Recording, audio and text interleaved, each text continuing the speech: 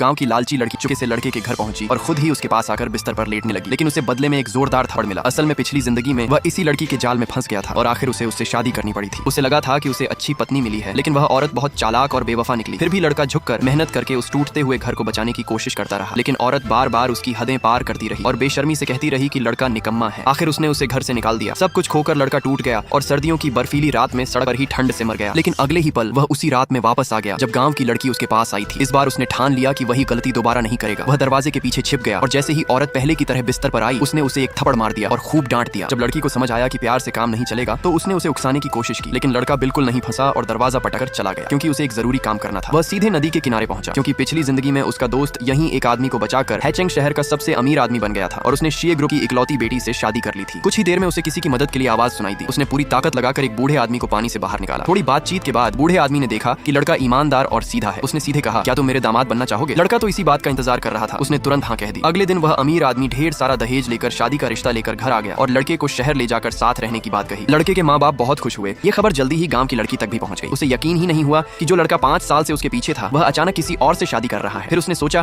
कि इतना अमीर आदमी उसे घर जमाई बना रहा है तो उसकी बेटी जरूर या तो बदसूरत होगी या बीमार। लेकिन सबको हैरानी हुई कि वह लड़की बहुत सुंदर, पढ़ी लिखी और नरम स्वभाव की थी, बस थोड़ा ठंडी और दूर दूर सी लगी थी। शादी के बाद नौकरानी उन्हें उस घर में ले गई जो अमीर आदमी ने उनके लिए तैयार कराया था। लड़के ने धीरे से दुल्हन का घूंघट उठाया और उसकी खूबसूरती देखकर हैरान रह गया। लड़की थोड़ी घबराई हुई थी तो लड़के ने कहा कि वह पैसे के लिए शादी नहीं कर रहा, बल्कि उसके पिता ने एहसान चुकाने के लिए यह रिश्ता किया है। तभी उसे लड़की के पेट से भूख की आवाज सुनाई दी। फिर वह रसोई में गया और उसके लिए एक स्वादिष्ट नूडल्स का कटोरा बना दिया। जिसने कभी प्यार नहीं किया था उस अमीर लड़की का दिल तुरंत पिघल गया। लड़के ने सोचा था कि इस बार वह प्यार से दूर रहेगा, लेकिन आखिर वह फिर से प्यार में पड़ गया। हालांकि ससुर को यह रिश्ता पसंद था, लेकिन चाचा चाची को लगा कि इतनी बड़ी कंपनी किसी बाहरी आदमी को नहीं दी जा सकती। उन्होंने सोचा कि भांजी का स्वभाव ठंडा है और वह लड़के के साथ नहीं निभा पाएगी, इसलिए मौका मिलते ही उसे हटाने की योजना बनाई। लेकिन अगली सुबह दोनों प्यार से साथ नाश्ता करने नीचे आए। लड़का अपनी पत्नी की तारीफ और इज्जत की बातें कर रहा था। ये देखकर ससुर बहुत खुश हुए। उन्होंने लड़के को बड़ा लाल लिफाफा दिया और कंपनी में मैनेजर की नौकरी देने की बात कही। लेकिन चाचा ने ताना मारा कि वह तो घर जमाई है और उसमें कोई काबिलियत नहीं है, इसलिए उसे गोदाम में सामान उठाने का काम देना चाहिए। तभी लड़के को पिछली जिंदगी याद आ गई। उसका दोस्त भी इसी तरह नीचे के काम में गया था और कुछ ही समय में माल गिरने से घायल हो गया था और 3 महीने बिस्तर पर पड़ा रहा था। इसलिए लड़के ने लाल लिफाफे से सिर्फ 100 रुपए रखे और बाकी पैसे अपनी पत्नी को दे दिए। उसने कहा कि वह कंपनी में काम नहीं करेगा और बाहर जाकर अपनी मेहनत से अपना व्यापार खड़ा करेगा। असल में उसे पता था कि 1 साल बाद शी परिवार की कंपनी दिवालिया होने वाली है, इसलिए वह जल्दी पैसा कमाना चाहता था। वह अपनी पत्नी को लेकर पड़ोसी राज्य के एक छोटे कस्बे में गया क्योंकि उसे पता था कि यहीं एक वैज्ञानिक इस समय पेनिसिलिन और सेफालोस्पोरिन की दवाई बनाने की तकनीक खोजने वाला है। वहां पहुंचकर उसने देखा कि उस वैज्ञानिक ने सच में पेनिसिलिन बना ली है और उसकी बूढ़ी माँ दवा पीकर ठीक हो रही है। तभी कर्ज देने वाले लोग आ गए और सामान तोड़ने लगे। उन्होंने कहा कि उसका कर्ज अब 5000 रुपए हो गया है। लड़के ने आगे बढ़कर 3000 रुपए दे दिए